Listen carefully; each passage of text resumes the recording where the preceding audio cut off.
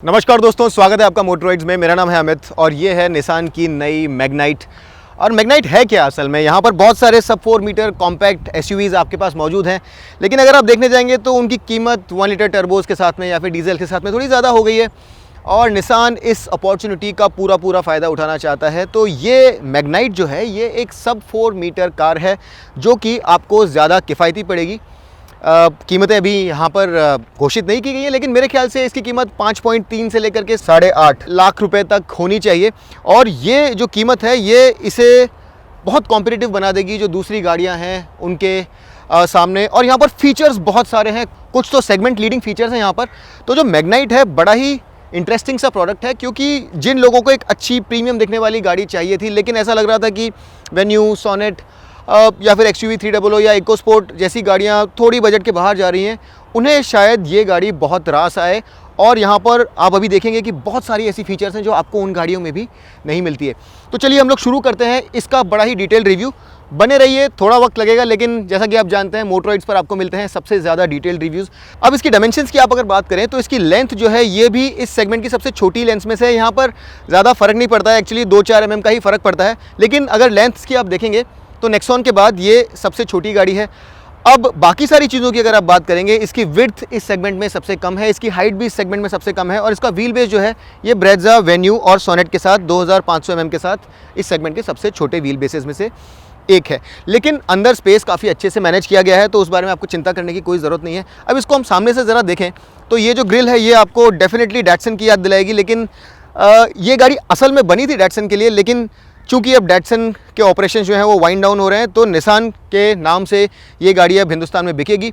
और एक काफ़ी अच्छा, काफ़ी प्रीमियम, काफ़ी स्लीक, फिर भी काफ़ी मस्कुलर सा लुक देने की यहाँ पर कोशिश करी है निसान ने, और बहुत हद तक सक्सेसफुल हुए हैं। खास तौर पर ये गाड़ी जो है इकोनॉमिकल गाड़ी के तौर पर पेश की जा रही है, उस हिसाब से काफ़ी प्रीमियम लगती है। एक ऊंचा मस्कुलर बॉनेट दिया गया है, काफ़ी प्रोमिनेंट लाइन्स है यहाँ पर। जो ग्रिल है ये काफ़ी अच्छा 3 डायमेंशनल सा ग्रिल आपको यहाँ नज़र आएगा। क्रोम का काफ़ी अच्छा प्रयोग किया गया है। और उसके साथ ही जो बहुत अच्छी बात है यहाँ पर वो ये है कि ये जो हेडलैम्प क्लस्टर है पूरा, यहाँ पर आपको LED प्रोजेक्टर और LED लाइट्स मिलती हैं, साथ ही LED DRLs भी यहाँ पर आपको मिलते हैं। अब यहाँ पर भी आपको LED DRLs मिलेंगे, और तो और यहाँ पर जो फॉग लैम्प्स हैं ये भी आपको LED मिलते हैं। यहाँ पर आपके पास बहुत सारे वेरिएंट्स हैं, XE, XL, XV और XV प्रीमियम। यहाँ पर डिफरेंसेस क्या क्या हैं ये भी आपको मैं कुछ देर में बताऊँगा, तो आप ये वीडियो पूरा देखें। यहाँ पर आपको ये मालूम पड़ेगा कि कौन से वेरिएंट में आपको कौन से फीचर्स मिलते हैं, और साथ ही सबसे ज़्यादा वैल्यू फॉर मनी वेरिएंट कौन सा है। इसके साथ ही यहाँ भी आपको देखिए ये क्रोम एलिमेंट नज़र आएगा। इसके साथ ही ये नीचे आपको एक सिल्वर कलर की स्किड प्लेट मिलेगी, और यहाँ पर ये 2 टोन किस्म का ट्रीटमेंट मिलेगा। अब ये जो ब्लैक कलर है ये चारों तरफ आपको नज़र आएगा। और इस गाड़ी की एक और जो ख़ास बात है वो ये है कि इस सेगमेंट में ये एक अकेली गाड़ी है जो आपको एक प्रॉपर 360 डिग्री कैमरा देती है। अब इसे अगर आप यहाँ से देखेंगे तो यहाँ पर आपको ये कैमरा नज़र आएगा, और जो विंग मिरर्स हैं यहाँ पर भी आपको कैमरा नज़र आएगा, पीछे भी कैमरा है। तो इन कैमरास के थ्रू जो 360 डिग्री व्यू है ये गाड़ी प्रोजेक्ट करती है। तो सामने से काफ़ी अच्छी लगती है, काफ़ी ऊंचा बॉनेट है, प्रीमियम लगती है देखने में। और ये अंडर क्लैडिंग जो है इस गाड़ी के चारों तरफ जाती है, ताकि एक जो क्रॉसओवरिश SUV लुक है ये इसे चारों तरफ से मिल सके। अब ये व्हील आर्चेस भी देखिए यहाँ पर थोड़े से स्क्वायरिश हैं, राउंड नहीं है, और काफ़ी अच्छा खासा गैप है। अब ये 16 इंच के जो व्हील्स हैं 2 टोन, ये और थोड़े बड़े भी कर सकते हैं अगर आप चाहें तो। यहाँ पर आफ्टर मार्केट व्हील्स भी लगा देंगे तो वो यहाँ पर फिट हो जाएंगे, तो एक और अच्छा लुक गाड़ी के अंदर आ जाएगा। ये क्लैडिंग भी यहाँ पर कुछ 3 डायमेंशनल सा लुक लिए हुए है। और यहाँ पर टायर्स आपको मिलते हैं C8 के सिक्योर और ड्राइव टायर्स। यहाँ पर 195 सेक्शन टायर लगे हुए हैं, थोड़े अंडर टायर्ड हैं। दूसरी गाड़ियों में आपको 215 सेक्शन टायर तक मिलते हैं, लेकिन ये बहुत ज़्यादा अंडर टायर्ड नहीं है, ठीक है। मेरे ख्याल से आपको ऐसा नहीं लगेगा कि गाड़ी बहुत ज़्यादा स्लेदर कर रही है, खास करके ड्राई कंडीशंस में यहाँ पर आपको कोई प्रॉब्लम नहीं होनी चाहिए। रूफ़ जैसा कि आप यहाँ देख रहे हैं वाइट कलर की रूफ़ है, आपको 4 2 टोन और 4 मोनोटोन कलर्स मिलते हैं। और ये रूफ़ रेल्स जो है ये सैटिन सिल्वर कलर्ड रूफ़ जो है ये भी फंक्शनल है, 50 किलो तक का वजन ये ले सकती है। मिरर्स जैसा आप देख रहे हैं रूफ़ के साथ मैच्ड है 2 टोन वेरिएंट्स के अंदर, और LED ब्लिंकर्स आपको नज़र आएंगे। और नीचे मैंने आपको जो कैमरा है दिखाई दिया है, यहाँ पर आपको निसान मैग्नाइट की ब्रांडिंग नज़र आएगी। और जो ग्रीन हाउस एरिया है इस पर यहाँ आपको ये क्रोम लाइनिंग नीचे की ओर नज़र आएगी। ये बीडिंग आपको यहाँ दिख रही होगी, ये ज़रा और सफाई से की जा सकती थी मेरे ख्याल से, बट ओवरऑल जो कलर है इस गाड़ी का या फिर जो पैनल गैप्स हैं ये सब बहुत सफाई से किए गए हैं। और ऐसा नहीं लगता आपको इसे देख करके कि ये एक मेड टू कॉस्ट गाड़ी है, ये काफ़ी अच्छी लगती है देखने में। अब यहाँ पर ये जो डोर हैंडल्स भी आप देख रहे हैं, देखिए ये भी क्रोम फिनिश्ड है और साइड से बड़ी क्लीन सिंपल सी डिज़ाइन इसे दी गई है। ये जो लाइन है इसी तरह की लाइन एक आपको हॉन्चेस पर मिलेगी और काफ़ी स्ट्रॉन्ग सा इसका स्टांस है। नीचे जो क्लैडिंग है इसके ऊपर डोर पैनल्स पर आपको ब्लैक के ऊपर सिल्वर इंसर्ट नज़र आएगा। लेकिन एक चीज़ जो आप यहाँ पर देखेंगे वो ये है कि ये डोर जो है ये पूरा नीचे तक नहीं जाता है, किक्स के अंदर ये पूरा नीचे तक जाता है, जिससे कि जब आप नीचे उतरते हैं तो आपकी ड्रेस ख़राब नहीं होती है। लेकिन यहाँ पर वैसा नहीं है। 205 mm का काफ़ी अच्छा खासा ग्राउंड क्लियरेंस है यहाँ पर। ख़राब से ख़राब रास्तों पर भी ये गाड़ी बहुत आराम से चलेगी। ए और बी पिलर्स दोनों ही ब्लैकड आउट है। सी पिलर काफ़ी अच्छा खासा चंकी है और एक छोटा क्वार्टर ग्लास भी आपको मिलता है, जिससे थोड़ी और एडिशनल लाइट अंदर जा सकती है। और उसके अलावा आगे की तरह पीछे भी जो व्हील आर्चेज़ हैं ये थोड़े से स्क्वायर हैं, राउंड नहीं है। यहाँ पर अगर एक मिसिंग फीचर की मैं बात करूँ तो आगे अगर सेंसर्स होते तो अच्छा रहता। सेंसर्स यहाँ पर नहीं है। फ्रंट पार्किंग सेंसर्स यहाँ पर होते तो मेरे ख्याल से एक और अच्छी फीचर हमें मिल जाती। अब ये स्पॉइलर देखिए कितना खूबसूरती से बनाया गया है, काफ़ी एग्रेसिव लुक दिया गया है स्पॉइलर को भी और इस टू टोन फॉर्म के साथ ही अच्छा लगता है। शार्क फिन एंटीना यहाँ पर नहीं है, ना ही सनरूफ है। सनरूफ इस गाड़ी में मिसिंग है, एक ऐसी फीचर जो यहाँ पर हो सकती थी। और शार्क फिन एंटीना भी यहाँ पर आपको नहीं मिलता है। हाई माउंट स्टॉप लैंप्स हैं, रियर वॉश एंड वाइप और डिफॉगर आपको मिलेगा और पीछे का जो कैमरा है वो यहाँ पर मौजूद है। पीछे मैग्नाइट की ब्रांडिंग, निसान का लोगो, ये पीछे टेल लैंप्स का जो ईगल बीक वाला शेप है ये आपको रेनो ट्राइबर के टेल लैंप्स की याद दिलाएगा और साथ ही कहीं कहीं निसान किक्स की भी याद दिलाएगा। लाइटिंग पूरी यहाँ पर बल्ब्स हैं, कोई भी एलईडी एलिमेंट्स नहीं है और यहाँ ब्लिंकर्स और यहाँ पर आपको रिवर्स लाइट नज़र आएगी। अब आगे जहाँ आपको सिल्वर स्किड प्लेट मिलती है, यहाँ पर आपको ब्लैक स्किड प्लेट मिलती है। ये सेंसर्स हैं यहाँ पर, ये रिफ्लेक्टर्स और एक्सटीरियर जो है यहाँ पर ये सिल्वर में दिया गया है। ये CVT वेरिएंट है इसलिए यहाँ पर ये CVT की ब्रांडिंग है। ओवरऑल इस गाड़ी को अगर आप देखेंगे तो आपको काफ़ी इम्प्रेस करेगी ये और इसकी बिल्ड, इसका जो फिनिश है ये इस सेगमेंट के हिसाब से जिस तरह से ये रेगुलेशन सब 4 मीटर गाड़ियों को अंडरकट करने वाली है उस हिसाब से जो स्टील है, जो डोर्स हैं, जिस तरह से ये गाड़ी फील होती है चलाते वक्त काफ़ी अच्छी लगती है, काफ़ी सॉलिड लगती है। ऐसा नहीं लगता कि आप कोई मेड टू कॉस्ट गाड़ी चला रहे हैं, ऐसी कोई गाड़ी चला रहे हैं जो कि अनसेफ लग रही है या अनस्टेबल लग रही है। अब गाड़ी में जाने से पहले हम लोग ज़रा इसका बूट स्पेस भी देख लें। यहाँ पर ये आपको देखिए एक हैंडल जैसा मिलता है जिसे आप इस तरह से खींच के इसे नीचे ला सकते हैं। 336 लीटर्स का बूट स्पेस है यहाँ पर, जो सेगमेंट लीडिंग तो नहीं है, लेकिन अगर आप इसे विटारा ब्रेज़ा और XUV 300 से कंपेयर करेंगे तो उसके मुकाबले यहाँ पर आपको ज़्यादा बूट स्पेस मिलता है। बाकी सारी गाड़ियों में आप चाहे नेक्सॉन ले लें या फिर वेन्यू ले लें, वहाँ पर आपको 350 लीटर्स का बूट स्पेस मिलेगा। अगर आप जाएंगे WRV के साथ तो वहाँ पर भी आपको ज़रा ज़्यादा बूट स्पेस मिलेगा और 392 लीटर्स के बूट स्पेस के साथ सोनेट जो है इस सेगमेंट का बूट स्पेस किंग है। लेकिन ये स्पेस जो है ये अगर आप देखेंगे तो आपको ऐसा लगेगा कि आप इसमें एक छोटी फैमिली के लिए लंबे वीकेंड के लिए सामान डाल के लेके जा सकते हैं। यहाँ पर मेरे ख्याल से एक बड़ा बैग, एक मीडियम साइज़ सूटकेस और 2 ओवरनाइटर्स बड़े आराम से आ जाएंगे। लोडिंग लिप जो है वो ज़रा अंदर है तो सामान अंदर डालने और निकालने में ज़रा तकलीफ होगी, लेकिन ओवरऑल ये काफ़ी प्रैक्टिकल यूजेबल स्पेस है और ये डील ब्रेकर नहीं है। अगर इस गाड़ी की कीमत आपको अट्रैक्टिव लगती है तो ये जो स्पेस है ये सफिशिएंट है। ये स्पेस इस गाड़ी को प्रैक्टिकली आपकी फैमिली के साथ यूज़ करने में मेरे ख्याल से बाधक नहीं होगा। साथ ही जो 60-40 सीट्स हैं ये भी आपको हेल्प करेंगी कि आप स्पेस को ज़्यादा अच्छे से मैनेज कर पाएँ। ये यहाँ पर आपको पार्सल शेल्फ भी मिलता है और साथ ही एक लाइट के साथ साथ 2 हुक्स भी आपको दोनों तरफ नज़र आएंगे। अगर आप ये नीचे का फ्लोर बोर्ड उठा करके देखेंगे तो यहाँ पर आपको फुल साइज़ स्पेयर नहीं मिलता है। यहाँ पर आपको 185 सेक्शन 15 इंच व्हील मिलता है जो कि 80 kmph की स्पीड लिमिट के साथ मार्क्ड है, यानी कि आप इसे टेम्परेरीली ही यूज़ कर सकते हैं। ये फुल टाइम यूज़ के लिए नहीं है। मेरे ख्याल से यहाँ पर अगर एक प्रॉपर फुल साइज़ स्पेयर होता तो ज़्यादा अच्छा होता है, क्योंकि आप नहीं चाहते कि आप अपनी गाड़ी के स्पेयर को बार बार बदलें। तो ये एक ऐसी फीचर है जो यहाँ पर बेहतर हो सकती थी। अंदर बैठने से पहले हम लोग इसके सारे वेरिएंट्स और उनमें जो फीचर्स अवेलेबल हैं और जो मिसिंग हैं वो देख लेते हैं।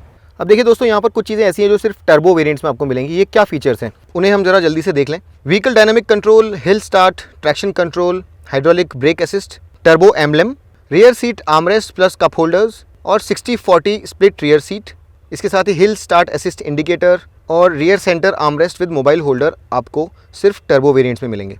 टर्बो वेरिएंट की बात ही कर रहा हूँ तो बता दूं कि टर्बो वेरिएंट जो है वो आपको बेस XE वेरिएंट में नहीं मिलता है।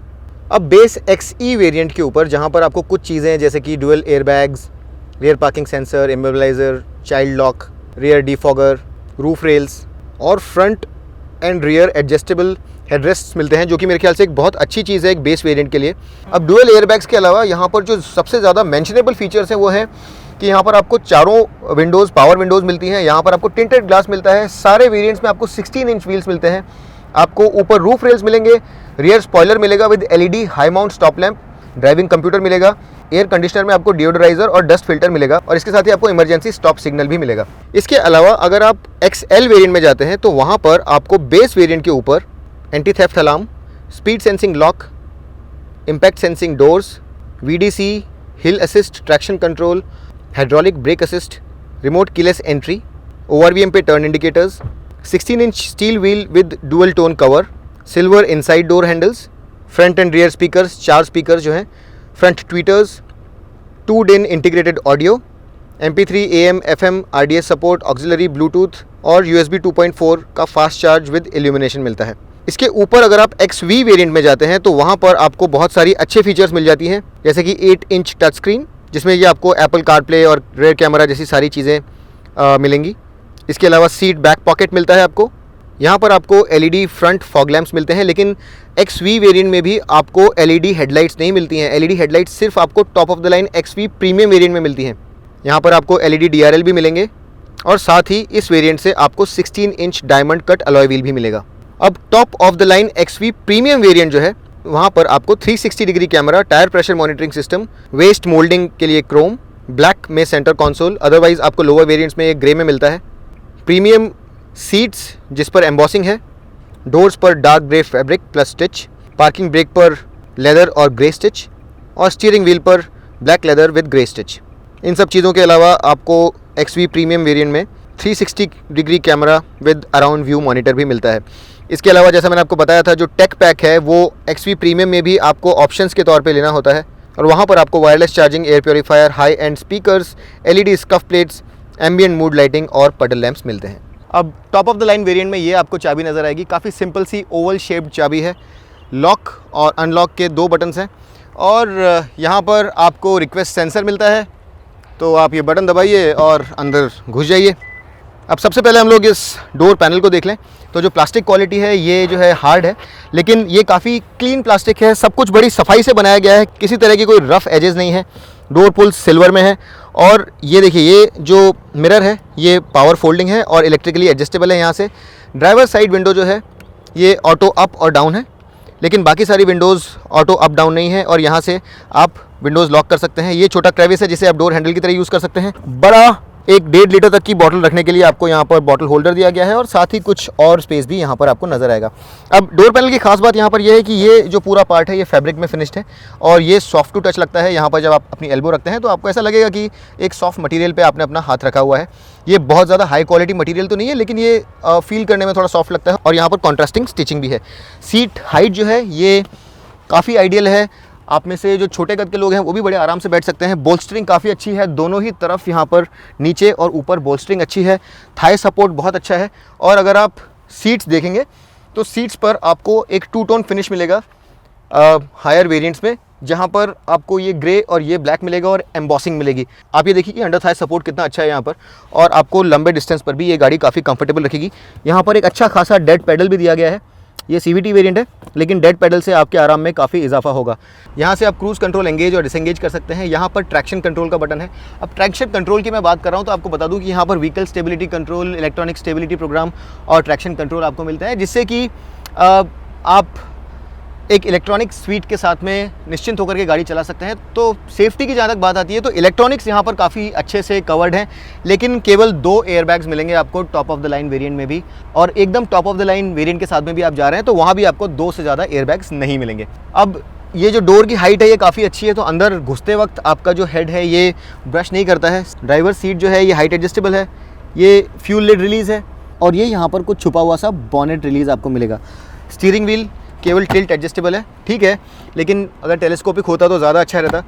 लेकिन यहाँ पर जो खास चीज़ आपको नज़र आएगी वो है ये 7 इंच की डिजिटल इंस्ट्रूमेंट कंसोल, और जब इसे आप स्टार्ट करते हैं गाड़ी को तो यहाँ पर एक बहुत ही खूबसूरत सा एनिमेशन आता है और ये देखने में काफ़ी अच्छा लगता है, काफ़ी रिच है, काफ़ी प्रीमियम है। अभी रीडआउट्स आप यहाँ पे देखेंगे तो यहाँ पर आपको फ्यूल एफिशिएंसी से रिलेटेड एक अलग से मेन्यू मिलता है, जहाँ पर आप ये वाला बटन दबा करके उसके अंदर जा करके और भी सब मेन्यूज़ देख सकते हैं। और इसके अलावा ये आपका पहला ट्रिप है, ये आपका दूसरा ट्रिप है। इसके अलावा यहाँ पर आपको TPMS मिलता है, जहाँ पर आपको एग्जैक्टली टायर प्रेशर नहीं दिखाएगा, लेकिन टायर अगर प्रेशर कम हो जाएगा तो ये आपको यहाँ पर वार्निंग देगा। यहाँ से आप जो डिमिंग है वो बढ़ा या कम कर सकते हैं। अगर आपको ज़्यादा करनी है तो ज़्यादा कर लें, कम करनी है तो कम कर लें। राइट में फ्यूल गेज है और लेफ़्ट में इंजन टेम्परेचर है।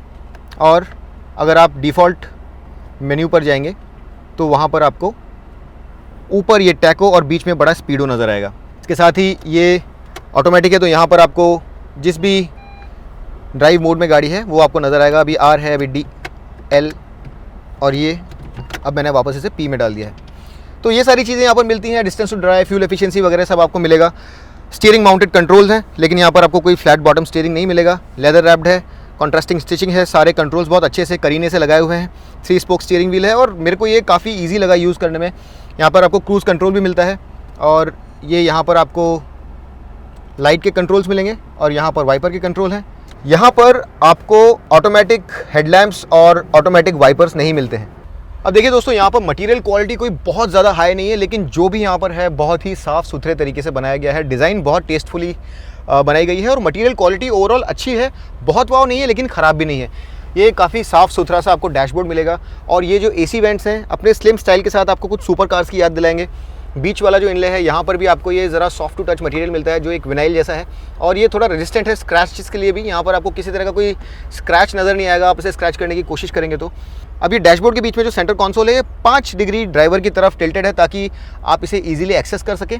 और उसके अलावा यहाँ पर अगर आप लेआउट देखेंगे तो शायद आपको कुछ रेनो ड्राइवर की याद दिलाए। ये एक वाइड जो पैनल है बीच में, यही पैनल इसी तरह का कुछ वाइड पैनल वहाँ पर आपको देखने को मिलता है, लेकिन यहाँ लेआउट ज़रा अलग है। और ये जो यहाँ पर आप वायरलेस चार्जिंग का पैड देख रहे हैं ये टेक पैक का एक पार्ट है। वहाँ पर क्या क्या है मैं आपको बताता हूँ। टेक पैक जो है ये आपको top of the line XP premium variant के ऊपर ऑप्शनल लेना होता है। वहाँ पर आपको air purifier, LED scuff plates, एक पडल lamp, wireless charging, high and speakers. ये टेक पैक के अंदर जो हाई क्वालिटी स्पीकर्स हैं ये JBL के द्वारा प्रोवाइड किए गए हैं। यहाँ पर उसकी ब्रांडिंग नहीं है लेकिन स्पीकर्स JBL के हैं, ऐसा हमें प्रोडक्ट प्लानिंग टीम ने बताया है। और एम्बियंट लाइटिंग प्रोवाइड करवाते हैं लेकिन ये ऑप्शनल है। लेकिन मैं बहरहाल आपको दिखा देता हूँ। तो ये वायरलेस चार्जिंग का पैड है यहाँ पर और उसके अलावा ये एक अच्छा खासा बहुत ईजिली एक्सेसिबल स्पेस है जिसे आप यूज़ कर सकते हैं अपना वॉलेट रखने के लिए या फिर सेलफोन रखने के लिए, और ये बहुत ज़्यादा कन्वीनियंट है। इसके अलावा यहाँ पर आपको एक USB सॉकेट मिलेगा, एक 12 वोल्ट सॉकेट मिलेगा और ये स्टार्ट स्टॉप बटन जो है ये भी आपको रेनो ड्राइवर की याद दिलाएगा। ये ड्राइव सेलेक्टर है, 2 बड़े कप होल्डर्स हैं, एक बड़ा आर्मरेस्ट है, लेकिन इसके नीचे कोई स्पेस नहीं है। मैकेनिकल हैंड ब्रेक आपको यहाँ नज़र आएगा जो कि लेदर रैप्ड है। और इसके अलावा मिलता है आपको ये 8 इंच का टच स्क्रीन जिसमें आपको मिलता है एक 360 डिग्री कैमरा भी। अब जैसा कि आप देख रहे हैं यहाँ पर रेजोल्यूशन बहुत ज़्यादा नहीं है लेकिन आपको ये गाइड लाइट्स मिलती हैं। ये देखिए, इस बटन को आप फिर से दबाएंगे तो आपका जो व्यू है ये चेंज हो जाएगा। लेकिन ये रेजोल्यूशन जो है ये मेरे ख्याल से ज़रा और बेहतर हो सकता था। अगर इस तरह की फ़ीचर दी गई है तो ये रेजोल्यूशन भी और अच्छा होता तो ज़्यादा बेहतर होता। इस स्क्रीन की एक और खासियत ये है कि यहाँ पर आप एंड्रॉयड ऑटो और एप्पल कारप्ले को वायरलेसली कनेक्ट कर सकते हैं, तो आपको केबल लगाने की ज़रूरत नहीं है। वायरलेसली आपका एंड्रॉयड ऑटो और एप्पल कारप्ले यहाँ पर कनेक्ट हो जाएगा।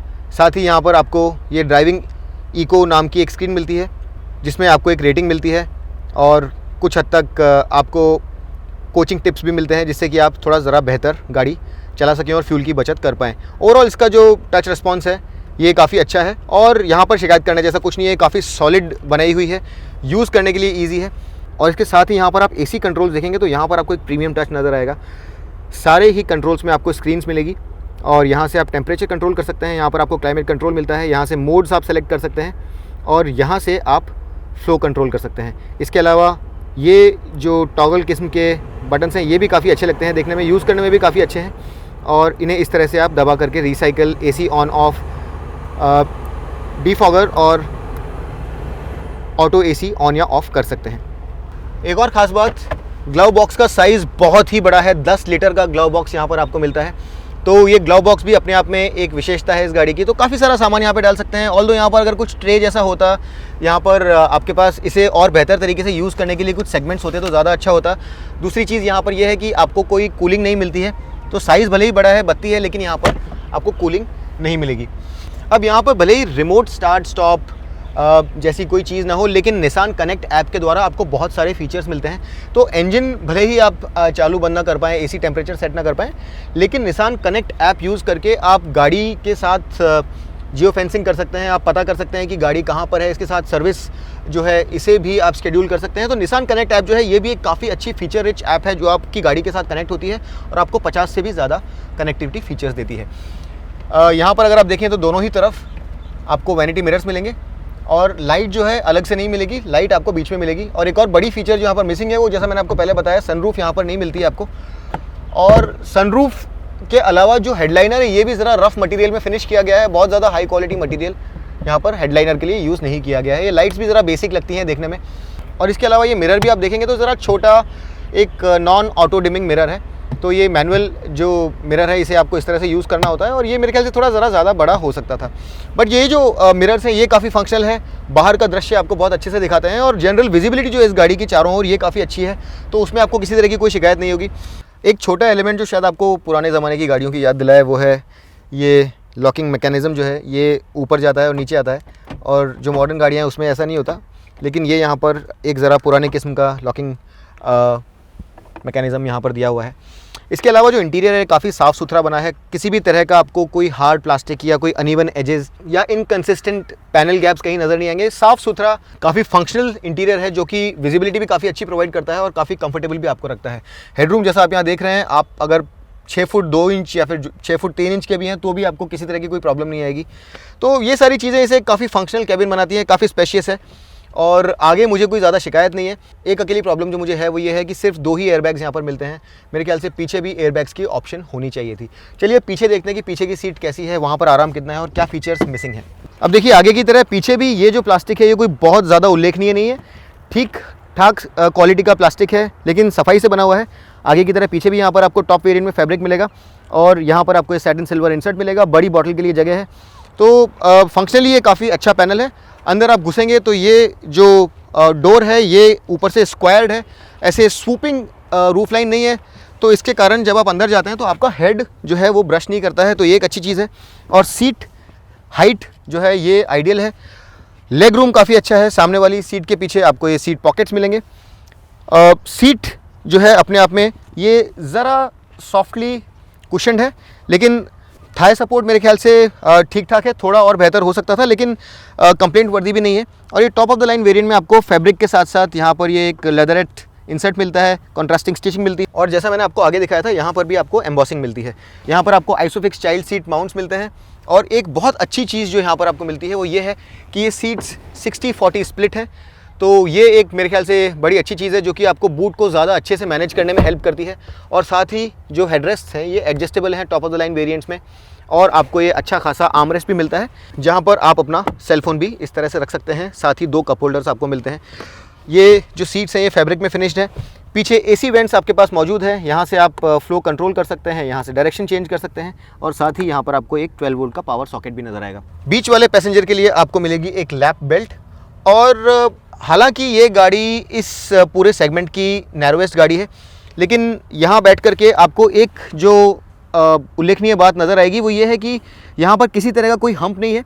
तो जब आप किसी को यहाँ बीच में बिठाते हैं तो इस फ्लैट सरफेस के साथ यहाँ पर किसी को बिठाना काफ़ी आसान हो जाता है। तो यहाँ पर आप एक्चुअली 3 लोगों को बिठा सकते हैं। अगर उनकी कद काठी कोई बहुत ज़्यादा बड़ी नहीं है तो यहाँ पर 3 लोग बैठ सकते हैं। सिटी के अंदर आप आराम से 3 लोगों को यहाँ बिठा सकते हैं, लेकिन थर्ड पैसेंजर के लिए हेडरेस्ट नहीं है और थर्ड पैसेंजर को लैप बेल्ट ही मिलती है, प्रॉपर सीट बेल्ट नहीं मिलती है। पीछे आपको लाइट ज़रूर मिलेगी जो मेरे ख्याल से एक अच्छी चीज़ है, क्योंकि कुछ गाड़ियों में पीछे आपको लाइट नहीं मिलती है। और दोनों ही तरफ आपको हैंडल्स के साथ साथ कोट हुक भी मिलेगा। विंडोज़ ज़रा ऊंची हैं लेकिन अंदर आपको ऐसा नहीं लगता है कि ज़्यादा डार्कनेस है या क्लॉस्ट्रोफोबिक महसूस हो रहा है। यहाँ पर जो गाड़ी है ये काफ़ी खुला सा एक अनुभव आपको कराती है। और अगर आप हेडरूम भी यहाँ पर देखेंगे तो देखिए पूरी हथेली मेरे सर के ऊपर आराम से रूफ के बीच में आ रही है। इसका मतलब ये है कि 6 फुट 1 इंच या 6 फुट 2 इंच की आपकी हाइट है तो भी आप यहाँ आराम से बैठ सकते हैं। सीट्स कंफर्टेबल हैं, इस गाड़ी का राइड क्वालिटी काफ़ी अच्छा है। तो इस अच्छी राइड क्वालिटी के साथ, एक अच्छे इंसुलेटेड कैबिन के साथ आप यहाँ पर रीजनेबली कंफर्टेबल रहेंगे। थाई सपोर्ट यहाँ पर डेफिनेटली ज़रा बेहतर हो सकता था, लेकिन कुछ चीज़ें जो यहाँ पर मुझे पसंद आई वो ये है कि निसान ने हेडरेस्ट के साथ या फिर आइसोफिक्स चाइल्ड सीट्स के साथ या फिर आर्मरेस्ट के साथ कोई समझौता नहीं किया है। और हालांकि ये गाड़ी एक लोअर सेगमेंट में जा रही है प्राइस के हिसाब से, जहाँ तक मेरा मानना है, लेकिन फिर भी यहाँ पर जो चीज़ें ज़रूरी हैं उनका पूरा ध्यान रखा गया है, जो कि कभी कभी जो हायर सेगमेंट्स हैं वहाँ पर भी ध्यान में नहीं रखी जाती।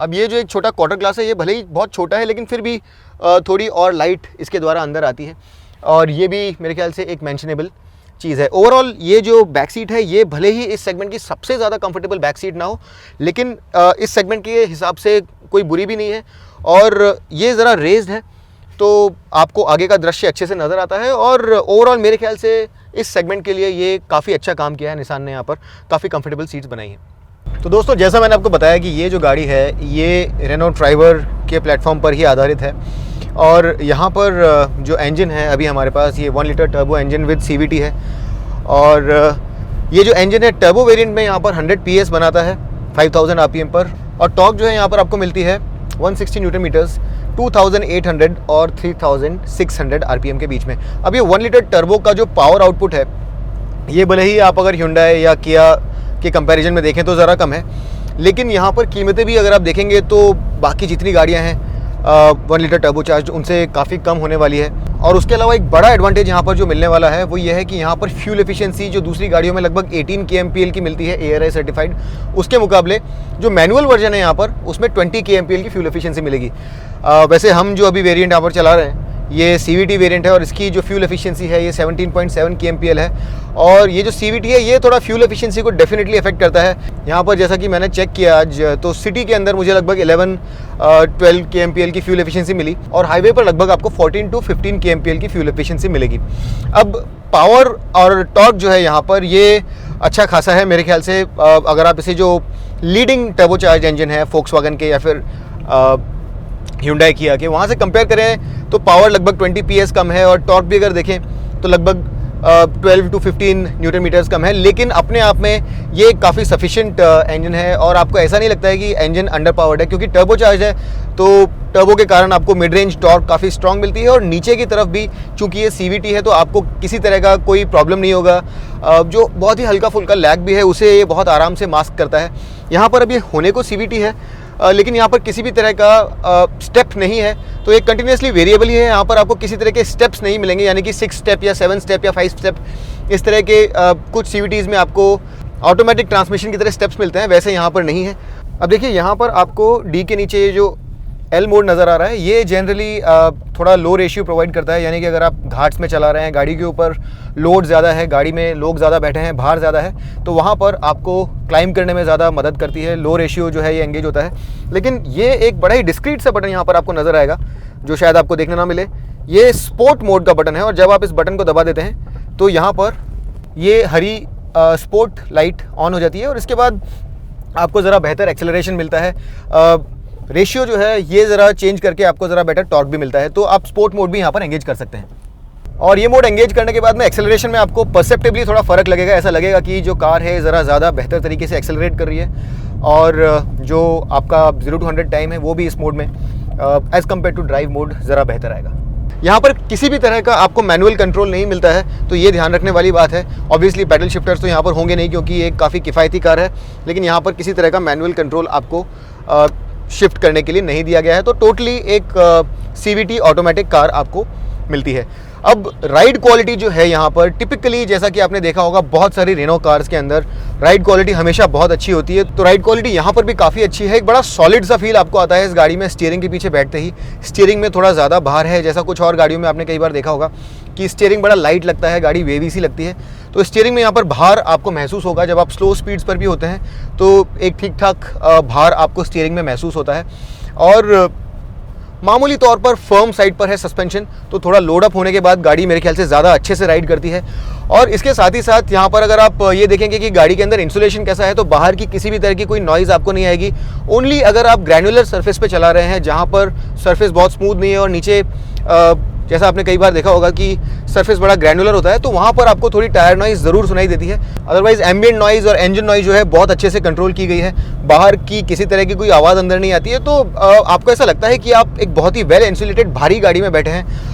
सस्पेंशन थोड़ा फर्म साइड पर है, और जैसे ही आप स्पीड बढ़ाते हैं तो आपको लगता है कि गाड़ी की जो एब्जॉर्बेंट क्वालिटी है वो ज़्यादा अच्छी हो गई है, ज़्यादा बढ़ गई है। स्लो स्पीड पर बहुत मामूली आपको हल्का सा वर्टिकल मूवमेंट महसूस होता है, लेकिन ये शिकायत करने जैसा बिल्कुल नहीं है। इस गाड़ी की राइड क्वालिटी जो है मेरे ख्याल से काफ़ी अच्छी है। अब स्टीयरिंग में हालांकि भार है, लेकिन ये थोड़ा इनर्ट लगता है, इसमें किसी तरह की कोई डायरेक्टनेस नहीं है, और ऐसा लगता है कि एक बड़ा ही आर्टिफिशियल सा वेट इसमें डाला गया है। तो इन्वॉल्विंग फील जो है वो यहाँ आपको ज़्यादा नहीं मिलेगी। स्टीयरिंग अपने आप में बड़ा ही वेग सा है, तो अगर आप एक बहुत ही फन टू ड्राइव एलिमेंट ढूंढ रहे हैं तो उसमें यहाँ पर आपको ज़रा कमी मिलेगी। उसके अलावा जो शिफ्ट्स हैं CVT के अंदर, ये काफ़ी सीमलेस हैं। पार्ट थ्रॉटल पे काफ़ी अच्छे से ये गाड़ी रिस्पॉन्स करती है। ऑब्वियसली अब ये एक CVT है तो बहुत ज़्यादा क्विक यहाँ पर ट्रांसमिशन नहीं है, लेकिन इस तरह के ट्रांसमिशन से जो आपकी उम्मीद होती है वो ये है कि एक कन्वीनियंट ट्रांसमिशन मिले आपको, जो सिटी में स्टॉप स्टार्ट ट्रैफिक के अंदर आपको क्लच और गियर की जो प्रॉब्लम है उससे निजात दिला पाए, तो वो काम ये बखूबी करता है। पार्ट थ्रॉटल पे बहुत अच्छे से रिस्पॉन्ड करता है। आप जब पेडल को मैश करते हैं तो ऑब्वियसली किक डाउन होने में ज़रा हल्का सा डिले होता है, लेकिन वो ठीक है मेरे ख्याल से। इस तरह के ट्रांसमिशन के लिए कोई शिकायत जैसी बात नहीं है। ज़्यादा ज़रूरी चीज़ जो है वो ये है कि ये ट्रांसमिशन बड़ा ही स्मूथ है, और जब आप इसे सिटी में चलाते हैं तो आपको किसी तरह का कोई जर्की फीलिंग नहीं आता है। इंजन खुद भी अपने आप में काफ़ी लीनियर है, इसका जो पावर डिलीवरी है ये काफ़ी स्मूथ है, और आपको ऐसा नहीं लगता है कि इंजन जो है ये बहुत ज़्यादा रफ है या किसी तरह की कोई गंदी आवाज़ कर रहा है। इस इंजन के कैरेक्टर के बारे में मैं आपको मैनुअल जब चलाऊंगा तब बताऊंगा, but overall as a CVT ये बहुत ही कन्वीनियंट, बहुत ही अच्छी मिड रेंज के साथ बनाया हुआ एक बहुत ही यूजेबल इंजन है, जिसे आप सिटी और हाईवे दोनों जगह पर यूज़ कर सकते हैं। यहाँ पर अगर मैं शिकायत ही करना चाहूँ मेरे ख्याल से, तो फ्यूल एफिशिएंसी CVT के साथ ज़रा और बेहतर हो सकती थी। कुछ और ऑटोमेटिक ट्रांसमिशंस में मैंने यहाँ पर आजकल जो नए ट्रांसमिशंस आ रहे हैं वहाँ पर ज़रा ज़्यादा फ्यूल एफिशिएंसी देखी है, लेकिन आप ये भी जानिए कि उन ट्रांसमिशंस के लिए आपको ज़्यादा पैसा देना होता है। मैं बात कर रहा हूँ यहाँ पर वेन्यू DCT की या फिर सोनेट DCT की, तो वहाँ पर फ्यूल एफिशिएंसी ज़रा बेहतर है, लेकिन पैसा भी वहाँ पर आपको ज़्यादा देना पड़ता है। Overall as a balanced package ये गाड़ी जो है ये बहुत अच्छे से बनाई गई है। माइलेज ज़रा अच्छी हो सकती थी, लेकिन ओवरऑल प्रैक्टिकलिटी के लिहाज से, स्मूथनेस के लिहाज से यहाँ पर आप शिकायत नहीं कर सकते। परफॉर्मेंस और ज़रा बेहतर हो सकता था, लेकिन for everyday driving and for occasional highway use यहाँ पर सब कुछ बहुत अच्छे से बनाया गया है, कोई प्रॉब्लम नहीं है। दोस्तों अभी हम चला रहे हैं मैग्नाइट का 1 litre turbocharged engine with 5 speed manual transmission, और मेरे ख्याल से ये जो कॉम्बिनेशन है ये इस गाड़ी का सबसे इंपॉर्टेंट कॉम्बिनेशन है, क्योंकि यहाँ पर एक 1.0 लीटर NA इंजन भी है, यानी नेचुरली एस्पिरेटेड, लेकिन वहाँ पर पावर और टॉर्क जो है वो बहुत ज़्यादा नहीं है। 72 PS की पीक पावर है, वहाँ पर 96 न्यूटन मीटर्स की टॉर्क है, और हालांकि इस गाड़ी का जो वेट है वो वेन्यू या फिर सोनेट से कम है, तो शायद वहाँ पर आपको थोड़ा सा परफॉर्मेंस में हल्का सा इजाफा लगे दूसरे नेचुरली एस्पिरेटेड इंजन से कंपेयर्ड। लेकिन जो 1 लीटर टर्बोचार्ज इंजन है वहाँ पर एक गैप सा बना हुआ है, क्योंकि अगर आप 1 लीटर टर्बोचार्ज इंजन के साथ वेन्यू में या सोनेट में जाते हैं तो प्राइस ज़रा ऊपर चली जाती है, और वो फिर बजट में नहीं रहता है। और नेक्सॉन जो है वहाँ पर जो टर्बोचार्ज इंजन है उसमें ज़रा रिफाइनमेंट और परफॉर्मेंस से रिलेटेड इश्यूज़ हैं। तो ये इंजन कैसा है, अब देखिए ये इंजन जो है यहाँ पर पावर आपको मिलती है 120 PS, 160 न्यूटन मीटर्स का टॉर्क मिलता है 2800 से 3600 RPM के बीच में। जो पीक पावर है 5000 RPM पर बनती है, और इसका मैंने जब 0 to 100 टेस्ट रन किया तो ये CVT से ज़रा बेहतर है। यहाँ पर लगभग 13 सेकेंड्स में आप 0 to 100 kilometres per hour achieve कर सकते हैं, जो कि वेन्यू और सोनेट से ज़रा स्लो है, लेकिन फिर भी रीजनेबली क्विक है। यहाँ पर पावर और टॉर्क है वो भी ज़रा कम है, तो आप समझ सकते हैं कि परफॉर्मेंस भी ज़रा कम रहेगा। लेकिन जो बड़ी बात यहाँ पर है वो ये है कि इस इंजन की फ्यूल एफिशिएंसी बहुत ही ज़बरदस्त है, और मेरे ख्याल से इस सेगमेंट का ये सबसे ज़्यादा अच्छा फ्यूल एफिशिएंट इंजन है। अगर आप जितने भी टर्बोचार्ज इंजन से उन्हें ले लें तो उसमें सबसे ज़्यादा अच्छी फ्यूल एफिशिएंसी यहाँ पर आपको मिलेगी। CVT में हमने देखा कि वहाँ पर फ्यूल एफिशिएंसी थोड़ी मार खाई हुई है, लेकिन यहाँ पर फ्यूल एफिशिएंसी बहुत ही ज़बरदस्त है। हाईवे पर आपको 22 kmpl से भी ज़्यादा मिलेगा अगर आप हल्के राइट फुट के साथ चला रहे हैं। ARAI फ्यूल एफिशिएंसी यहाँ पर 20 kmpl है, लेकिन ये ARAI सर्टिफाइड फ्यूल एफिशिएंसी को अगर आप ओपन हाईवे पर चला रहे हैं तो एक्सीड करता है, और सिटी में भी आपको इजीली 16-17 kmpl की फ्यूल एफिशिएंसी मिलेगी। अगर बहुत ही ज़्यादा स्टॉप स्टार्ट ट्रैफिक नहीं है तो आपको 16-17 kmpl की फ्यूल एफिशिएंसी मिल जाएगी। परफॉर्मेंस इस इंजन का अच्छा है, आप इसे ऐसा नहीं कह सकते कि बहुत ही एंथुसियास्ट ओरिएंटेड इंजन है। ये एक प्रैक्टिकल इंजन है। 1000 RPM के ऊपर रखना होता है जब आप इसे सिटी में चला रहे हैं, तो 1000 RPM के नीचे आपको ज़रा जडर महसूस होता है। इनफैक्ट आइडलिंग पर भी जो 3 सिलेंडर इंजन है उसका एक हल्का सा माइल्ड जडर महसूस होता है आपको, लेकिन जैसे ही आप 1300 1400 आरपीएम पर जाता है तो इंजन थोड़ा स्मूदन आउट हो जाता है, और 1400 आरपीएम के बाद ही आपको ज़रा कुछ एक्सेलरेशन महसूस होने लगता है। 1000 आरपीएम के बाद गाड़ी सिर्फ मूव कर रही होती है। 1700 1800 आरपीएम के बाद आपको एक परसेप्टेबल किस्म का एक्सेलरेशन महसूस होना चालू होगा, और 2000 आरपीएम के बाद आपको ऐसा लगेगा कि गाड़ी अब कुछ जोश में आ गई है, कुछ एक्सेलरेशन मिल रहा है। ओवरटेकिंग एक्सेलरेशन आपको 2000 आरपीएम के बाद मिलना शुरू होगा। 3500 आरपीएम से लेकर के 4500 के बीच में ये इंजन पर्टिकुलरली स्ट्रांग महसूस करता है। मिड रेंज इसका अच्छा है, लेकिन ये सब कहने के बाद में ये इंजन जो है बहुत ज़्यादा रेव हैप्पी नहीं है। ऐसा लगता है कि अपने पीक आरपीएम तक पहुंचते पहुंचते ये इंजन जो है ज़रा सा रेजिस्ट कर रहा है। एकदम पीक आरपीएम 6500 आरपीएम जहां पर लिमिटर कट करता है वहां तक पहुंचने में थोड़ा सा रेजिस्ट करता है। 5500 आरपीएम तक ये जाता है, जहां ये अपनी पीक पावर भी बनाता है। स्मूथ है काफ़ी। 3 सिलेंडर इंजन होने के बावजूद ये अपने मिड रेव्स में जब होता है तो आपको ऐसा नहीं लगता है कि ग्रफ है या फिर कोई फ्लैट स्पॉट्स हैं या फिर स्पाइक्स हैं। इंजन बहुत ही लीनियरली पुल करता है। फॉर ऑल प्रैक्टिकल पर्पसेस आप इसे चाहे सिटी में चला रहे हो चाहे हाईवे पर चला रहे हो, यहाँ पर आपको रीजनेबल परफॉर्मेंस मिलता है। जैसा मैंने आपको बताया, ये कोई बहुत ज़्यादा एंथुसियास्ट ओरिएंटेड इंजन नहीं है, लेकिन आपको सफिशिएंट पावर मिलती है। नेचुरली एस्पिरेटेड जो इंजन से उनसे डेफिनेटली ज़्यादा बेहतर लगेगा, आपको यहाँ पर ज़्यादा पावर महसूस होगी। हाईवे के ऊपर आपको ऐसा लगेगा कि आप एक रीजनेबली पावरफुल गाड़ी चला रहे हैं। इस गाड़ी की top speed 170 kilometre per hour से भी ऊपर जाती है। अगर आप इसकी हर गियर में स्पीड की बात करें तो फर्स्ट गियर में आपको 50 किलोमीटर पर आवर तक लेकर के जाता है। सेकंड गियर में ये आपको 96 किलोमीटर पर आवर तक लेकर के जाता है, और थर्ड गियर में आपको 146 किलोमीटर पर आवर तक की स्पीड दिखाता है। थर्ड गियर जो है रिलेटिवली टॉल है। स्टीयरिंग जैसा मैंने आपको बताया था, यहाँ पर बड़ा वेग है। हालांकि स्टीयरिंग में भार है, लेकिन यहाँ पर किसी भी तरह का कोई इन्वॉल्वमेंट नहीं है। बहुत ही डेड किस्म का स्टीयरिंग है। तो अगर आप इससे एक इन्वॉल्वमेंट की उम्मीद कर रहे हैं, अराउंड कॉर्नर्स आपको बहुत ही फन टू ड्राइव, बहुत ही इन्वॉल्विंग गाड़ी चाहिए, तो वो ये नहीं है। लेकिन having said that, in a straight line on the highway अपनी लाइन काफ़ी अच्छे से पकड़ करके चलती है, काफ़ी रियश्योरिंग है। इसकी ब्रेकिंग बहुत अच्छी है। ब्रेकिंग पर खास तौर पर ध्यान दिया गया है। यहाँ पर हाइड्रोलिक बूस्ट मिलता है। अगर आप इमरजेंसी ब्रेकिंग कर रहे हैं तो बहुत जल्दी ये गाड़ी रुक जाती है। टायर्स जो है यहाँ पर 215 सेक्शन नहीं है जो दूसरी गाड़ियों में आपको मिलते हैं। यहाँ पर 195 सेक्शन टायर्स मिलते हैं आपको, लेकिन यहाँ पर आपको ग्रिप की कमी महसूस नहीं होगी। आपको ऐसा लगेगा कि आप सफिशिएंटली टायर्ड गाड़ी के ऊपर चल रहे हैं। राइड क्वालिटी यहाँ पर बहुत अच्छी है। गाड़ी लोड हो जाती है तो और ज़्यादा अच्छे से राइड करती है, और बहुत ही स्लो स्पीड्स पर बहुत ही मामूली हल्का फर्म एक फील आएगा। हल्का सा एक वर्टिकल मूवमेंट है, लेकिन ओवरऑल इस गाड़ी की राइड क्वालिटी मेरे ख्याल से इसकी हाईलाइट है। और आपको एक बहुत ही कंफर्टेबल, बहुत ही फ्यूल एफिशिएंट और एक रीजनेबली पावरफुल गाड़ी मिलेगी। काफ़ी रिफाइंड है, काफ़ी वेल इंसुलेटेड है। मेरे ख्याल से एक बहुत ही बैलेंस्ड इंजन है। और एक जो गैप था नेचुरली एस्पिरेटेड इकोनॉमिकल इंजन्स के बीच में और जो 1 लीटर टर्बोचार्ज इंजन्स हैं उसके बीच में प्राइस डिफरेंशियल जो था, चूंकि नेक्सॉन जो है वो बहुत रिफाइंड नहीं है, तो उसे ये कहीं ना कहीं पूरा करने की कोशिश करेगा। और मेरे ख्याल से यहाँ पर इस इंजन के साथ निसान ने बहुत अच्छा काम किया है। और ये एक बहुत ही लाइकेबल इंजन है, बहुत ही प्रैक्टिकल इंजन है। आपको ये इंजन जो है ये बहुत ही अच्छा लगेगा। इसे आप सिटी और हाईवे कहीं पर भी चला सकते हैं, और इसकी फ्यूल एफिशिएंसी जो है ये इसकी हाईलाइट है। ये इस गाड़ी का एक बहुत बड़ा यूएसपी बन के सामने आने वाला है। क्लच यहाँ पर बहुत ज़्यादा लाइट नहीं है, लेकिन रीजनेबल है। आपको सिटी में स्टॉप स्टार्ट ट्रैफिक में चलाने में भी किसी तरह की कोई तकलीफ नहीं होगी। और ऑल्दो थोड़ा सा टर्बो लैग है, लेकिन आप सिटी में इस गाड़ी को आराम से चला सकते हैं। ऐसा नहीं है कि आपको बहुत ज़्यादा शिफ्ट करना पड़ेगा। जो लो क्रॉलिंग स्पीड्स होती हैं वहाँ पर 1000 आरपीएम से आपको मूव करने के लिए सफिशिएंट टॉर्क मिल जाती है। और जो गियर शिफ्ट्स खुद हैं ये काफ़ी अच्छे हैं। हालांकि सेगमेंट बेस्ट नहीं है। Hyundai के जो 6 स्पीड मैनुअल गियर बॉक्सेस हैं वो ज़्यादा स्मूथ हैं, और वहाँ पर जो एक्शन है वो ज़्यादा लाइट है। लेकिन यहाँ पर भी किसी तरह का नॉचीनेस नहीं है। एक रीअश्योरिंग फील आपको मिलेगी। जो गेट्स हैं आपको मालूम पड़ेगा कि आप वहाँ पर स्लॉट इन कर रहे हैं। ये एक गाइडेड किस्म का आपको अनुभव होगा। यहाँ पर ऐसा लगेगा कि थोड़ा सा हल्का सा स्टिफ लग रहा है गियर बॉक्स, लेकिन ये नॉचीनेस नहीं है। यहाँ पर बड़ा ही रीअश्योरिंग क्लिक मिलता है आपको। और हालांकि ये बहुत ज़्यादा लाइट नहीं है, लेकिन जो स्लॉट होता है गियर ये एकदम क्लीनली होता है, और आपको ऐसा लगता है कि आप एक क्वालिटी गियर बॉक्स को ऑपरेट कर रहे हैं। तो गियर बॉक्स और क्लच जो है ये यहाँ पर काफ़ी अच्छे से सेटअप किया गया है, और इस सेगमेंट के हिसाब से मेरे ख्याल से काफ़ी अच्छा है, हाई क्वालिटी लगता है। और इसका जो थ्रो है ये भी बहुत शॉर्ट है, तो इसे यूज़ करने में आपको ऐसा लगेगा कि एक एन्जॉयबल एक्सपीरियंस है।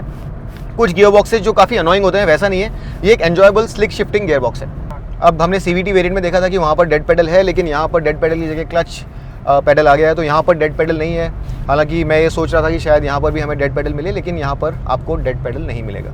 तो दोस्तों ये है निसान की नई मैग्नाइट, और इस गाड़ी का तुरुप का पत्ता यानी कि ट्रम्प कार्ड रहेगा इसकी कीमत। और जो अच्छी बात है यहाँ पर वो ये है कि निसान ने यहाँ पर बहुत सारी फीचर्स दी हैं और बहुत अच्छे से इंडियन मार्केट को स्टडी करने के बाद इस गाड़ी को बनाया है। आप चाहे लुक्स की बात कर लें, अंदर प्रैक्टिकलिटी की बात कर लें, फीचर्स की बात कर लें, मेरे ख्याल से कुछ फीचर्स तो यहाँ पर इस सेगमेंट के सबसे बेहतरीन फीचर्स हैं।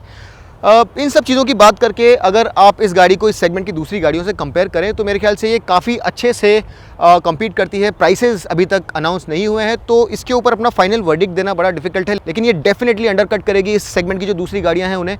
और इसकी कीमत मेरे ख्याल से लगभग 5 लाख रुपीज़ से शुरू होकर के 8.5 लाख रुपीज़ तक जाएगी। अगर आप इसे कंपेयर करें जो दूसरी गाड़ियाँ हैं इस सेगमेंट में, लगभग 11.5 इवन 2 लाख तक जाती है, लेकिन वहाँ पर डीजल ऑप्शंस भी आपके पास होती हैं। यहाँ पर आपके पास डीजल ऑप्शन नहीं मिलेगी, लेकिन आपको डेफिनेटली एक CVT का ऑटोमेटिक मिलेगा, 1 लीटर टर्बो इंजन मिलेगा, जो मेरे ख्याल से काफ़ी अच्छी बात है। मुझे ये गाड़ी काफ़ी पसंद आई और ये अगर अग्रेसिवली प्राइस की जाएगी तो इस सेगमेंट में जो दूसरी गाड़ियाँ अभी फ़िलहाल कुछ ज़्यादा कीमत पर बिक रही हैं, उससे नीचे अगर आपको कोई गाड़ी खरीदनी है तो एक डेफिनेटली बहुत अच्छा अल्टरनेटिव देगी। मेरी अकेली शिकायत यहाँ पर यह है कि अगर यहाँ पर एयरबैग्स की ऑप्शन दी जाती है, अगर 6 एयरबैग्स अगर एज एन ऑप्शन भी आपको दिए जाते हैं तो काफ़ी अच्छा होता। सिर्फ 2 फ्रंट एयरबैग्स जो हैं ये मेरे ख्याल से सफिशिएंट नहीं है और इस डे एंड एज में कम से कम एज एन ऑप्शन आपको 4 या 6 एयरबैग्स देने चाहिए।